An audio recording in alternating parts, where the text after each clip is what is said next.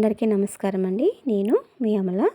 ఈరోజు మన వీడియోలో మా ఇంట్లో రొయ్యల కర్రీ అనేది నేను ఎలా తయారు చేస్తానో చూద్దామండి. దీనికోసం ముందుగా 1 కిలో రొయ్యలు తీసుకుని నీట్గా క్లీన్ చేసి పక్కన పెట్టుకున్నాను. అలాగే పెద్ద సైజు 3 ఉల్లిగడ్డలు, 12 టమాటోలు, 2 పచ్చిమిర్చి చిన్నగా కట్ చేసి పెట్టుకున్నాను. అలాగే ఒక నిమ్మకాయ సైజ్ అంత చింతపండు తీసి 2 సార్లు వాష్ చేసుకుని ఒక గ్లాస్ నీళ్ళు పోసి పక్కన పెట్టుకున్నానండి.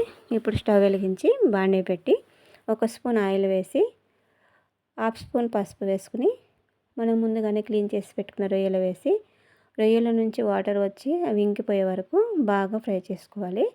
ఇలా ఫ్రై చేయటం వలన కర్రీ అనేది నీసు వాసన రాకుండా బాగుంటుంది. మన రొయ్యలు అనేది వాటర్ అన్నీ ఇంకిపోయి బాగా ఫ్రై అయిపోయినాయండి. ఇప్పుడు ప్లేట్లోకి తీసుకుని అదే గిన్నెలో కర్రీ కోసం 3 స్పూన్ల ఆయిల్ వేసుకుని ఆయిల్ వేడయ్యాక కట్ చేసుకున్న పచ్చిమిర్చి వేసి కొద్దిగా ఫ్రై చేసుకుని పచ్చిమిర్చి ఫ్రై అయిన తర్వాత కట్ చేసి పెట్టుకున్న ఉల్లిగడ్డలు కూడా వేసుకుని 1 స్పూన్ సాల్ట్, 1/2 స్పూన్ పసుపు వేసి ఉల్లిగడ్డలు గోల్డెన్ బ్రౌన్ కలర్ వచ్చే వరకు వేయించుకోవాలి. ఉల్లిగడ్డలు వేగిన తర్వాత 1 స్పూన్ అల్లం వెల్లుల్లి పేస్ట్ వేసుకుని అల్లం వెల్లుల్లి పేస్ట్ కూడా బాగా ఫ్రై అయ్యే వరకు ఫ్రై చేసుకోవాలి. ఇప్పుడు కట్ చేసి పెట్టుకున్న టమాటో ముక్కలు వేసి ఒకసారి మొత్తం కలుపుకుని మూత పెట్టి ఒక 5 నిమిషాలు స్లో ఫ్లేమ్లో మగ్గించుకోవాలండి.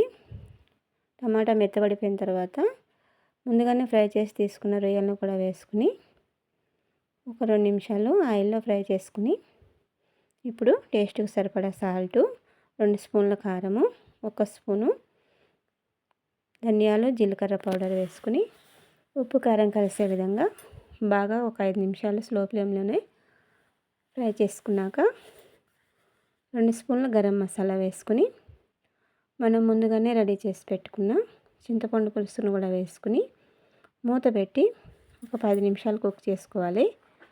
మన కర్రీ అనేది రెడీ అయిపోతుందండి. మనం ముందుగానే రొయ్యలను ఫ్రై చేసుకున్నాం కాబట్టి ఒక 10 నిమిషాలు కుక్ చేసుకుంటే సరిపోతుంది. ఇప్పుడు 10 నిమిషాల తర్వాత చూస్తే ఇలా గ్రేవీతో బాగుంటుంది.